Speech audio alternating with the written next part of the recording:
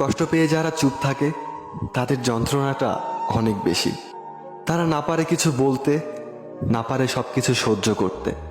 প্রচণ্ড কেয়ার করা মানুষটি এক সময় চুপ হয়ে যেতে পারে তোমার দেওয়া প্রচণ্ড অবহেলার কারণে।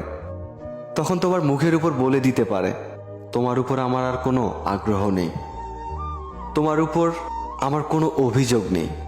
কষ্ট পাওয়াটা যার কাছে অভ্যাসে পরিণত হয়ে গেছে, চোখের জল তার কাছে হার মানতে বাধ্য। একটুতেই রেগে যাওয়া মানুষটা আর রাগ করে না, যদি আর তুমি তার রাগ ভাঙাতে চেষ্টা না করো। মানুষ একবার দুইবার রাগ করে কষ্ট পায়, কিন্তু বারবার নয়। তখন মানুষটা অভিমান মনে পুষে রাখে ঠিকই, কিন্তু বলে না। মনে কষ্ট হলেও বলবে না, কারণ তুমি তাকে বোঝোই না। যাকে সবার থেকে আলাদা ভেবেছিলাম, এখন বুঝতে পেরেছি সেও অন্যদের মতোই ছিল।